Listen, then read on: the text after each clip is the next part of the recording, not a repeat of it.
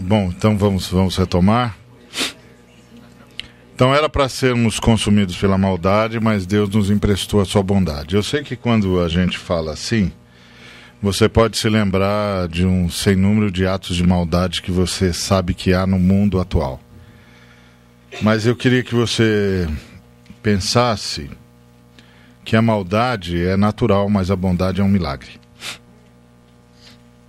A questão que nos dá esperança não é que as pessoas, o que deve nos afetar em relação à esperança e desesperança, não é que haja maldade, mas como consegue haver bondade? Porque pela descrição paulina, era para as reações à maldade serem piores ainda sempre. Então, assim, tá vendo mal?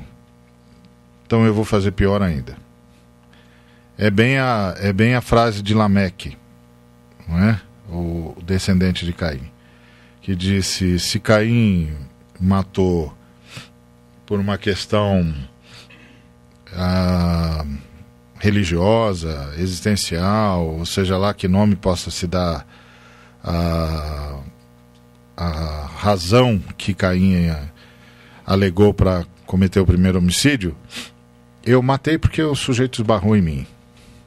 Comigo é muito pior, e tem mais, e não adianta tentar me alcançar, porque se Caim foi vingado 7 vezes, eu serei vingado 70 vezes 7. Ou seja, eu vou ser muito pior. Vou ser muito pior. Essa era a reação que deveria ser sempre. Então, o milagre, o que nos traz esperança, é a bondade no meio disso tudo. O fato de que a mídia nos fala da chacina, nos fala da guerra, da destruição da África, por exemplo, mas ela não fala das centenas de pessoas que estão dando a sua vida para melhorar aquilo tudo. Isso é um milagre. Uma vez eu fui presidente da Visão Mundial durante 5 anos, até março, e aí saí porque não pode ter reeleições, né? Só tem uma reeleição. Então, eu fui uma vez num congresso mundial da Visão Mundial, que foi na Romênia, e quem falou naquele evento foi o comissário da ONU para a África, para a questão de saúde. E ele então foi convidado para ser o preletor um dos preletores daquela convenção mundial. E ele disse assim: olha, eu aceitei vir falar aqui na Visão Mundial porque onde eu vou na África, nos piores lugares, e eu chego no local e pergunto se tem alguém que pode me traduzir, invariavelmente eu ouço alguém dizer: chama o pessoal da Visão Mundial. E aí eu fiquei me perguntando o que esse pessoal faz nos piores lugares do mundo. E o que motiva esse pessoal? Porque eu os encontro em todos os lugares onde eu vou, nos piores. E aí eu fui falar com o Jim Hirsch. O Jim Hirsch é o nosso diretor executivo internacional. A Visão Mundial está em 110 países, acho que agora. Acho que é isso. E o Brasil é uma das 10 membros da federação que governa a Visão Mundial. E aí ele perguntou para o Jim Hirsch: o que é que move o seu pessoal, que faz isso nos piores lugares e com tanta eficácia? E aí, palavras dele, o Jim me disse: é que o nosso pessoal tem um ótimo currículo. E eu disse para o Jim: não é não, porque o meu pessoal também tem um ótimo currículo e não faz o que o seu pessoal faz. O que é que vocês têm que o meu pessoal não tem? E o Jim disse para ele: nós somos seguidores de Jesus Cristo. Então nós fazemos o que nós sabemos que se ele estivesse aqui em carne e osso, ele estaria fazendo. E estamos nos lugares onde nós sabemos que se ele estivesse aqui, ele estaria. É isso que traz esperança. E não é só os cristãos, não. É gente trabalhando por gente. E você fica perguntando: da onde vem a bondade no coração dessa pessoa? Não está nela, não é intrínseco.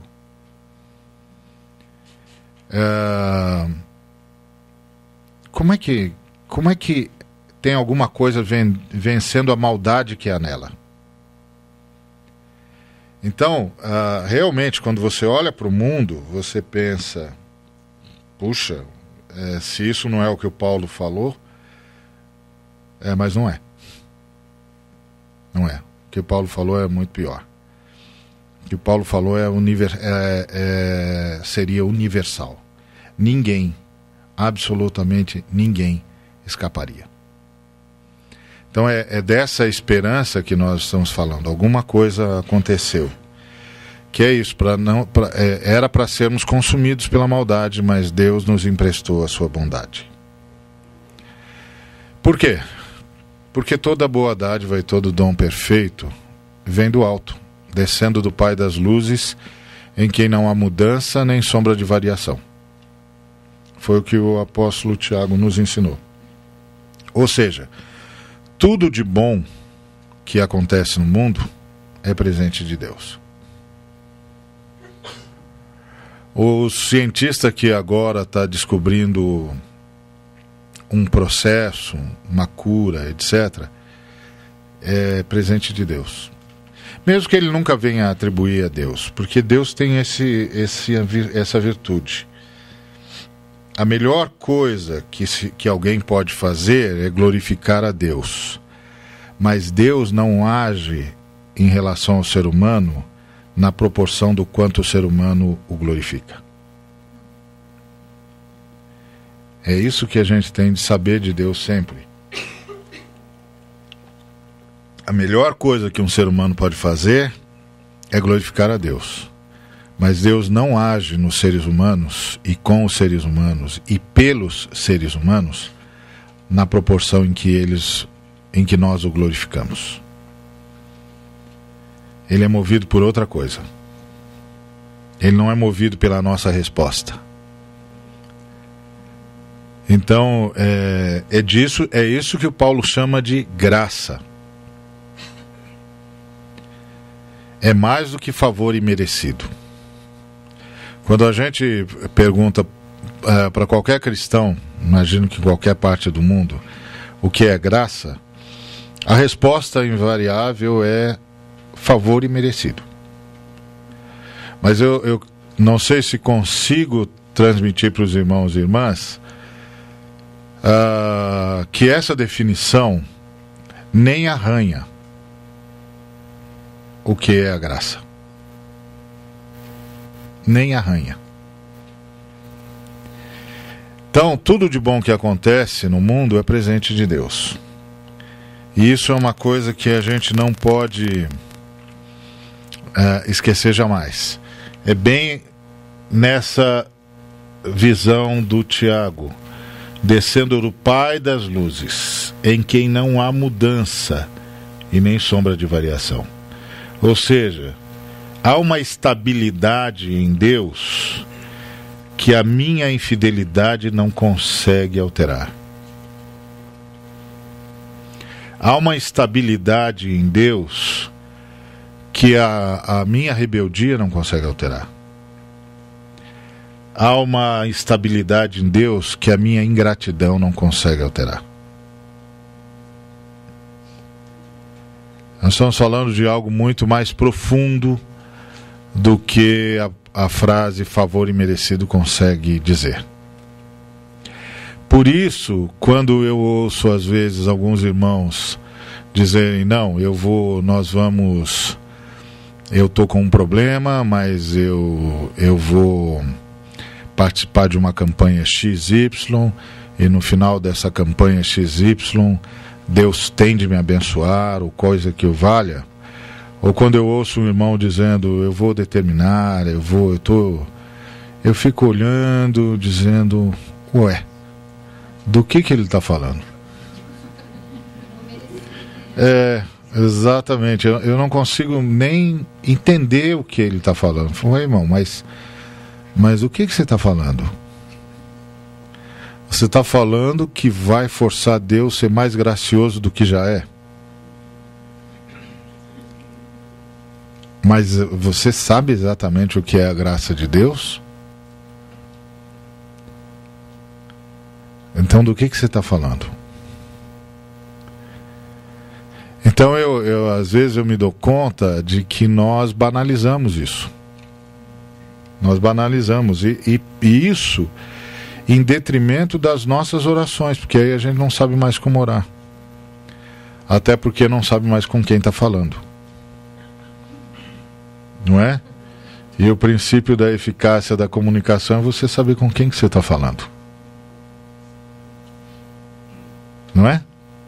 Então não sabe mais com quem está falando, fica difícil orar. E às vezes eu fico me perguntando como é que nós estamos orando agora. Então, Deus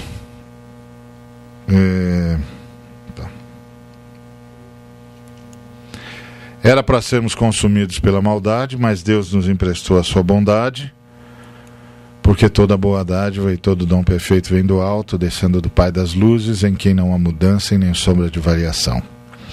Agora, o curioso é que isso é forma de Deus falar de si. Por presente de Deus existimos com qualidade. Essa frase do Paulo, lá em Atos 14:17, é extraordinária. Ele diz, e contudo não se deixou a si mesmo sem testemunho. Ou seja, Deus quis se apresentar a vocês. O quadro, o escopo, o ambiente em que essa frase foi dita foi o seguinte, o contexto foi o seguinte: o apóstolo Paulo e o Barnabé estavam pregando na região de Listra, e o Paulo viu que uma pessoa que tinha portadora de deficiência na área de coordenação motora, que enquanto ele falava, surgiu naquela pessoa fé suficiente para ela ser curada. E aí ele deu a palavra de Deus de cura para aquela pessoa e ela levantou e andou. As pessoas que estavam assistindo, ouvindo Paulo pregar, entenderam que o Paulo e o Barnabé eram emissários dos deuses. Um de Júpiter e outro de Mercúrio. Que o Paulo era o emissário de Mercúrio e que o Barnabé era o emissário de Júpiter. Imediatamente chamaram os sacerdotes de ambos os deuses, que vieram para prestar-lhes culto, um em nome de Mercúrio, outro em nome de Júpiter. Então, eles iriam prestar, de fato, culto a Júpiter e a Mercúrio nas pessoas de Barnabé e Paulo. O Paulo e o Barnabé fizeram das tripas coração para dissuadir o pessoal, para fazê-los entender que não tinha nada a ver com Júpiter ou Mercúrio. E aí, qual foi a explicação que o Paulo deu para o milagre e para tudo o que acontecia na vida daquelas pessoas de bom? Ele disse, olha, vocês não conhecem Deus, mas Deus sempre se apresentou a vocês. Ele sempre se apresentou a vocês. E aí a pergunta é, como? Como que ele sempre se apresentou a nós? Beneficiando-vos lá do céu, dando-vos chuvas e tempos frutíferos, enchendo de mantimento e de alegria os vossos corações. Então você pergunta, como é que gente caída, gente que está mergulhada nas trevas, tem alegria? De onde vem isso? Como é que gente que não conhece Jesus tem fartura no coração? tem senso de razão para existir. Você sabe, é que Deus é um péssimo marketólogo. E porque o pessoal diz que a melhor forma de você fazer alguém se interessar pelo seu produto é gerar nele a necessidade. Deus não sabe fazer isso, porque ele já beneficia o sujeito. Não é? Talvez se a gente pudesse aconselhar Deus, a gente diria, não faça isso. Faz esse povo comer o pão que o diabo amassou com o rabo, porque aí eles não vão ter escolha, vão ter de perguntar onde é que se tem alguma escapatória no universo, e aí o Senhor se apresenta e fala, opa, eu estou aqui. É comigo mesmo. Mas Deus não faz assim. Deus não faz assim. É por isso que você pode ter ótimos amigos que nem sabem de Jesus. O ponto é que eles não sabem de Jesus, mas Jesus sabe deles. E essa é a questão. Tem um montão de gente que não sabe de Deus, mas Deus sabe de todo mundo. E é isso que faz a diferença no universo. Então, contudo, não se deixou a si mesmo sem testemunho, beneficiando-vos lá do céu, dando-vos chuvas e tempos frutíferos, fazendo a terra funcionar para vocês, enchendo de mantimento e de alegria os vossos corações. Essa alegria fez muito povo resistir à opressão, fez muito povo resistir à tortura, à fome, à miséria, fez muita gente não perder a esperança. Enquanto Deus mobilizava outros homens e mulheres que muitas vezes nem sabiam dele, para ir socorrer outra gente que também não sabia dele. O segredo não é o quantos sabem de Deus, mas que Deus sabe de todo mundo. E ama todo mundo. Realmente, Deus não reage à nossa resposta. Por isso que, seja lá o que for, que mova Deus em nossa direção, não tem nada a ver conosco. Foi isso que o Paulo disse. E isso ele chamou de graça. E essa disposição de Deus, é essa disposição de Deus que manteve e mantém toda a criação. É essa disposição de Deus que manteve e mantém toda a criação. Então, nós estamos falando de uma disposição, que é o que está por detrás do porquê que a gente não existiu quando tinha, não passou a inexistência quando tinha de ter passado. Por que que a gente não é plenamente dominado pela maldade como deveria ter sido dominado? Por que é que a gente teve aquela compensação de Gênesis 3? Porque agora você já percebe que quando você lê Gênesis 3, você já está vendo Deus fazendo alguma coisa. E anunciando para nós o que está fazendo. Dizendo, vocês perderam isso, mas vão manter aquilo. Vocês perderam aquilo, mas vão manter aquilo outro. Então é outra realidade. É outra realidade. Essa disposição de Deus que manteve e mantém toda a criação. Bom, agora isso vai trazendo algumas implicações. A queda é o resultado da livre decisão humana. Porque a liberdade é a possibilidade de dizer não. Assim como a possibilidade de dizer sim. Não é? Às vezes as pessoas dizem assim: não, se Deus nos tivesse feito incapazes de desobedecê-lo, não tinha havido problema. Bom, isso é o que a gente sonha quando pensa nos robôs, né? As 3 leis do Isaac Asimov. Então, Deus não estava com nenhuma intenção de criar robô. Ele criou seres livres. E a liberdade é um risco sempre. Não é? A liberdade é a possibilidade de dizer não e de dizer sim. Porque robôs não dizem sim. Não é? Quem não tem a possibilidade de dizer não também não disse sim. Não tem escolha. Você aperta o comando, ele vai e faz. Tu não é dizer sim. Só é possível dizer sim se você poderia ter dito não. Se você não poderia ter dito não, então você não tem escolha. Então você não disse sim. Não é?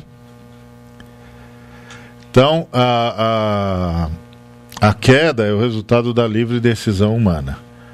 Os primeiros pais decidiram quebrar a lei de Deus. Cometeram um crime. A pena era a humanidade e toda a criação deixar de existir. Então esse é o fato jurídico, né? Que está lá no texto. Os pais decidiram quebrar a lei de Deus, que Deus tinha dado uma ordem, cometeram um crime. A pena para esse crime era a humanidade e toda a criação deixarem de existir.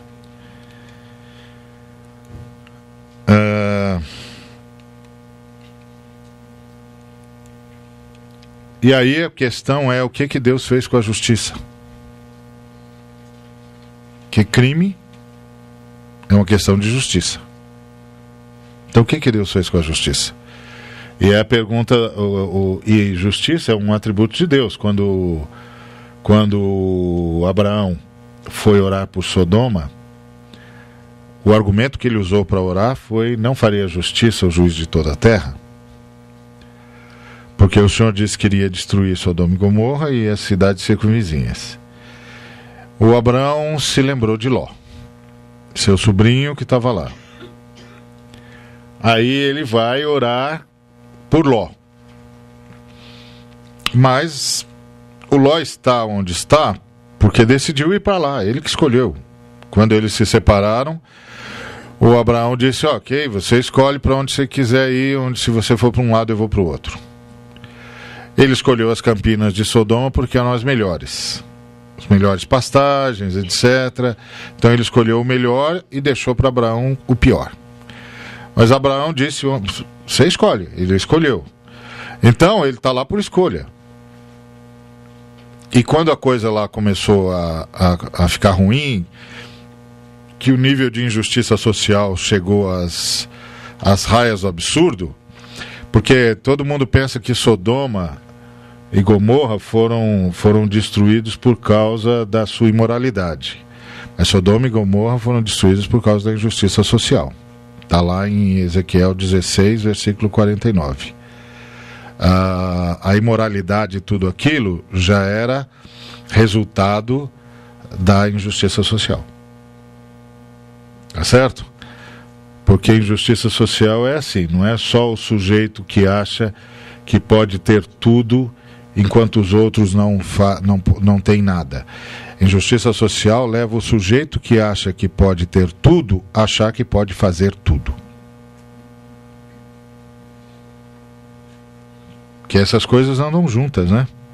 Tudo isso anda junto. Na medida em que eu acho que posso ter tudo, então eu também acho que posso fazer tudo. Isso significa que um montão de gente vai ser reificado, vai ser transformado em objeto. Então essas coisas são complexas, né? Às vezes a gente percebe sinais numa sociedade e não se dá conta de que aqueles sinais falam muito mais do que os analistas da mídia conseguem interpretar. Eles falam de uma disposição no coração que vai acabar do outro lado. Então as pessoas falam assim para mim, geralmente, também com essa corrupção que tem no Brasil, eu falo, mas a corrupção é só consequência da injustiça social. Quando há num país, em qualquer lugar do mundo, a perspectiva de que algumas pessoas podem ter tudo, essas pessoas necessariamente pensarão que podem fazer tudo. Essas coisas estão imbricadas, né? Tudo está imbricado. Então, a pergunta do Abraão foi que ele usou como argumento para orar, né? Porque o Ló estava lá por escolha própria. Então, como é que eu oro pelo Ló? Ele levantou a questão: o Senhor vai fazer justiça, o Senhor não vai condenar o justo com o ímpio. Bom, Deus é justo. Como então pôde nos manter uma vez que cometemos um crime? Teria Deus quebrado o princípio da justiça? Essa é a questão que a graça coloca diante de nós. Deus quebrou o princípio da justiça?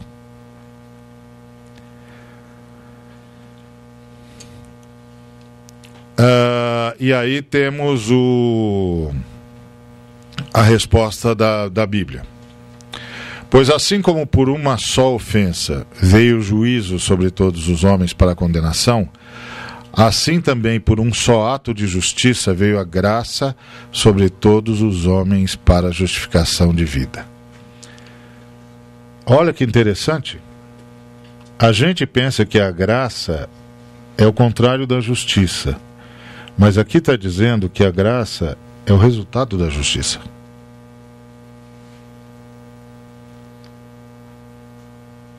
O que esse texto está dizendo?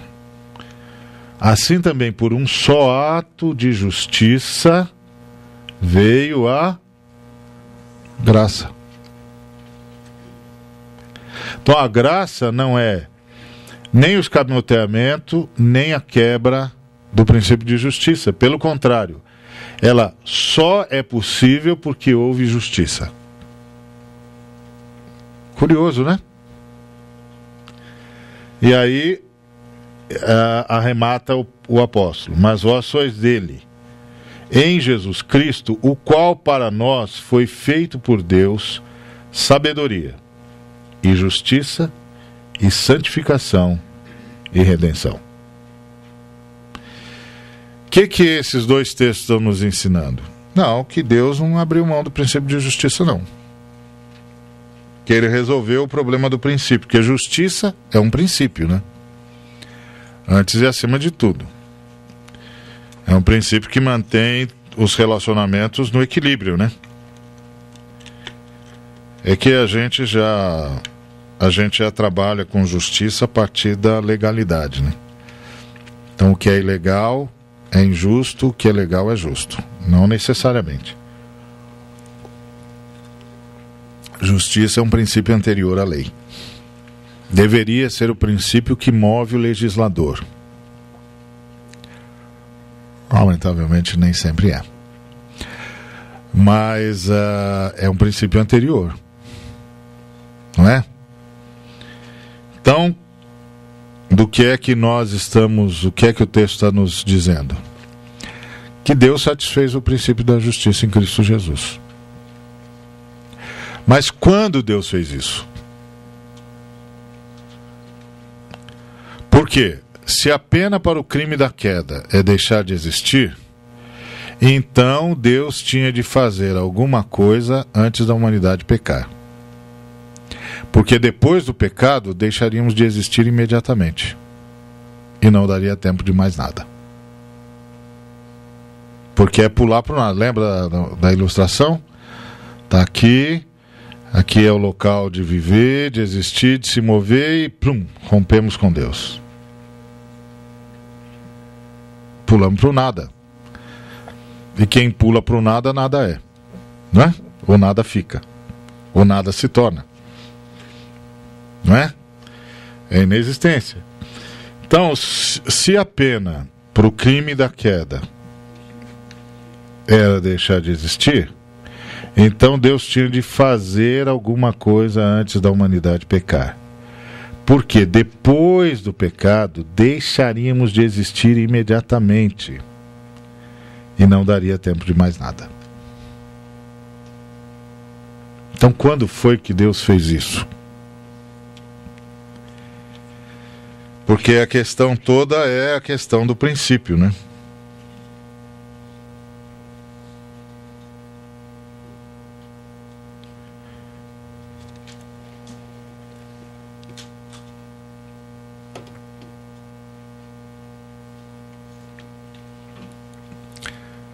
E aí o Pedro responde a nossa pergunta. Sabendo que não foi com coisas corruptíveis como prata ou ouro que fostes resgatados da vossa vã maneira de viver, que por tradição recebestes dos vossos pais, mas com o precioso sangue de Cristo, como de um cordeiro imaculado e incontaminado, o qual, na verdade, em outro tempo foi conhecido, ainda antes da fundação do mundo, mas manifestado nestes últimos tempos por amor de vós. Então, quando foi que Deus fez isso? Antes da fundação do mundo. Deus satisfez o princípio da justiça, para poder agir a partir dessa disposição que havia no coração da Trindade. Jesus Cristo se sacrificou antes da fundação do mundo para que todas as coisas pudessem ser criadas, mantidas e resgatadas. Todas as coisas foram feitas por intermédio dele, e sem ele nada do que foi feito se fez. Porque ele é a imagem do Deus invisível, o primogênito, o primeiro de toda a criação.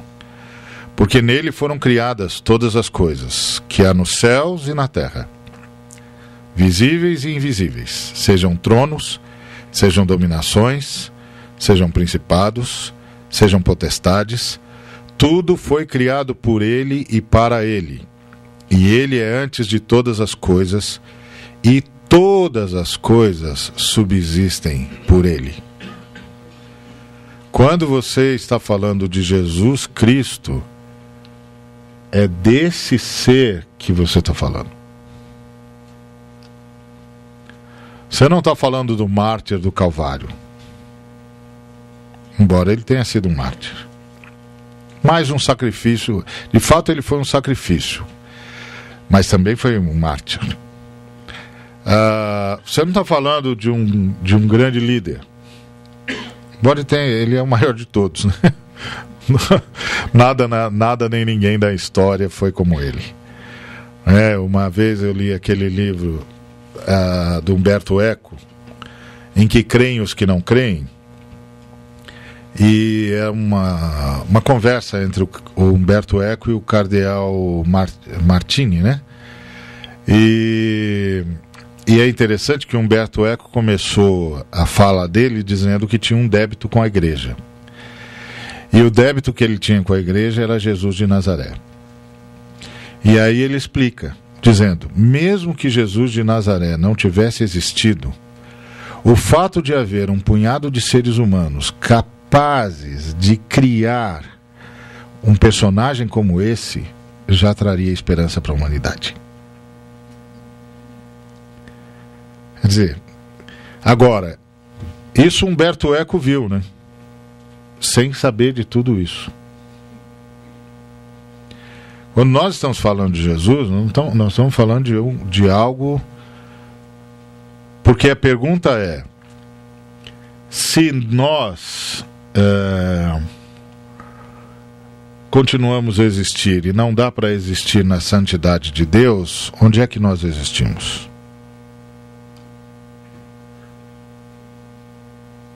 Tá certo? Que nós somos pecadores, então não dá para a gente existir na santidade de Deus. Então onde é que nós existimos? No sacrifício do Cordeiro, na pessoa do Cordeiro. Olha, nele foram criadas todas as coisas. que há nos céus e na terra, as visíveis e as invisíveis. Está vendo? Está toda a criação aqui. Está toda a criação. Aquilo que a gente falou que a nossa queda tinha um efeito cósmico. Está aqui nesse texto, com todas as letras. Sejam tronos, sejam dominações, sejam principados, sejam potestades. Tudo foi criado por Ele e para Ele. Ele é antes de todas as coisas. E todas as coisas subsistem por Ele. Por isso que o João disse: todas as coisas foram feitas por intermédio dele. E sem Ele, nada do que foi feito se fez. Não tinha lugar para fazer. Ele achou um lugar para nós.